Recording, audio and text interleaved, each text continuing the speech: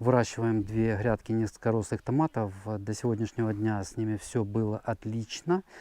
Много навязалось плодов. Мы были довольны. Мы ждали результата, что скоро все начнет краснеть. Они уже наливаются.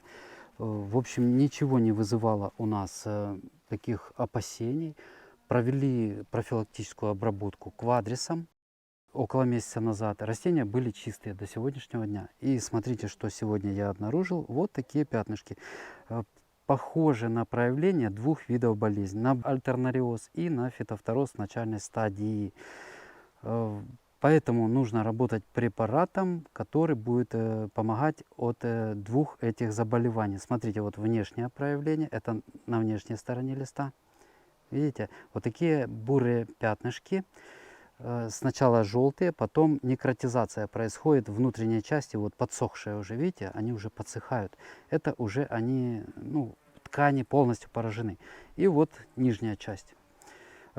Почему я не уверен в своей диагностике, а предполагаю, что это может быть две болезни, потому что без лаборатории точного диагноза, какой гриб поразил наши растения, мы не скажем. Но хорошо, что есть препараты, которые работают комплексно и от фитофторы, и от альтернариоза. Вот еще, смотрите, чтобы наглядно так. Жалко эти навязавшиеся плоды. Если мы сейчас не спасем и не сохраним вот эту листву, то плоды перестанут наливаться. Без листового аппарата или при сильно пораженном листовом аппарате плоды на томатах не увеличиваются. И к тому же, если это все-таки фитофтороз, а похоже на начальные стадии, то могут следом пойти поражаться стебли. На стеблях могут начинать появляться такие черные покрытия, да, и потом даже могут поражаться, начать плоды, могут чернеть, и тогда вообще это все останется только выкинуть. Необходимо срочно предпринимать меры для борьбы. Чем лучше всего обработать? Можно в принципе работать медсодержащими. Это препараты контактного способа действия, которые, попадая на гриб в нижней стороне листа, они просто подсушивают, они просто уничтожают этот гриб, он как бы сгорает, условно говоря, сгорает, он подсушивается, перестает осуществлять свою жизнедеятельность и так далее.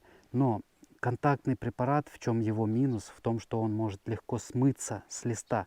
Вчера вечером шел дождь, сегодня я тоже так смотрю, облака крутит, что дождик может тоже прийти, в принципе, поэтому контактная будет малоэффективна, вот именно в мокрую погоду.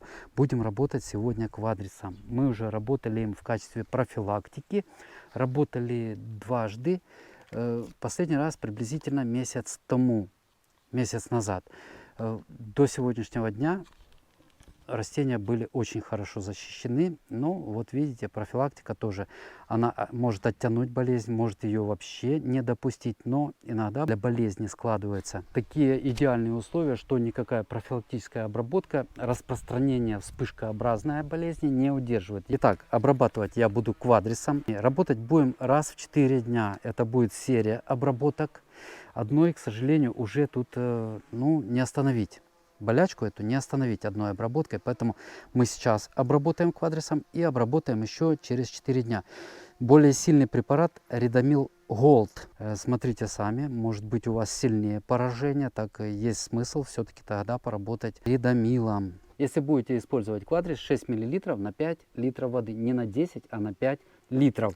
Если какие-то другие препараты будете использовать, предположим, медсодержащие, то внимательно читайте инструкции. Итак, давайте вместе быстренько разведем.